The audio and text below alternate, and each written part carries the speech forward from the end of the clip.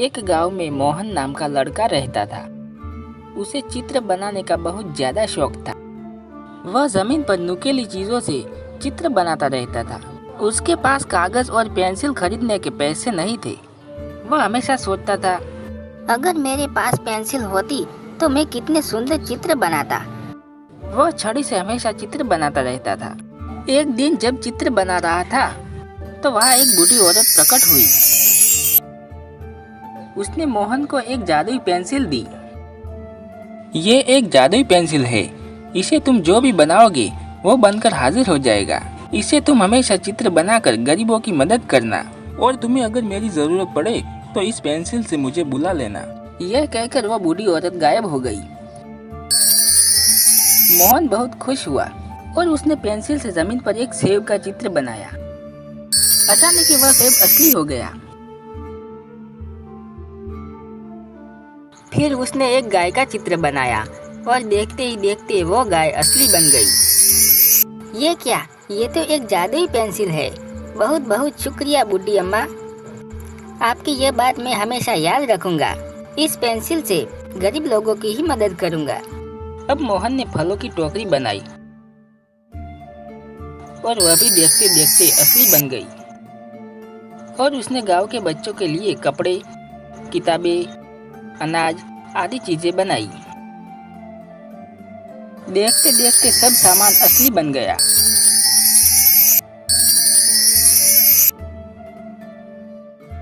मोहन गरीब किसानों को जो भी चाहिए होता था बनाकर दे देता था।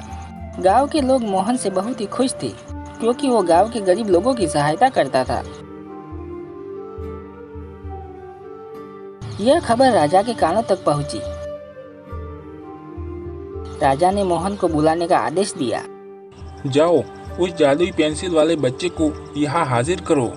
राजा ने मोहन से कहा, पहले तुम सोने से भरा एक घड़ा बना दो और ये पेंसिल मेरे हवाले कर दो। महाराज, आपके पास बहुत धन है। मैं केवल गरीब के लिए चित्र बनाकर उनकी मदद करता हूँ। राजा को गुस्सा आ गया और राजा ने सैनिकों को आदेश देकर मोहन से पेंसिल छीन ली और वह खुद से सोने से भरा घड़ा बनाने लगा। लेकिन वह सोने से भरा घड़ा प्रकट नहीं हुआ। राजा ने सेनापति को पेंसिल से चित्र बनाने को कहा, लेकिन उस चित्र से भी कोई भी वस्तु प्रकट नहीं हुई। ये सब देखकर राजा और अधिक क्रोधित हो गया। सुनो मोहन, जैसा मैं बोल रहा हूँ वैसे चित्र तुम्हें बनाना ही पड़ेगा, नहीं तो मैं तुम्हें कारागार में बंद कर दूंगा। मोहन मन ही मन में सोचने लगा, अगर वह राजा की आज्ञा का पालन नहीं करेगा तो राजा उसे कारागार में बंद कर देगा।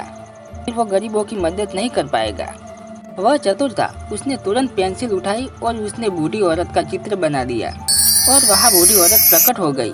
उस बूढ़ी औरत ने राजा को समझाया, प्रणाम महाराज, सच कहूँ तो आपके पास धन की कोई कमी नहीं है, लेकिन वाकई में जो गरीब है मोहन, उनके लिए ढेर सारी खुशियाँ लाने का काम कर रहा है।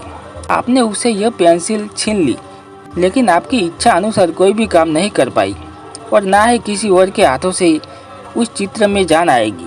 मोहन के काम के प्रति लगन और उसकी ईमानदारी देख के ही उसे ये पेंसिल मिली है। राजा को अपनी गलती का एहसास हो गया और राजा ने मोहन और बूढ़ी औरत से माफी मांगी और फिर बूढ़ी औरत वहाँ से गायब हो गई। राजा ने मोहन का सम्मान किया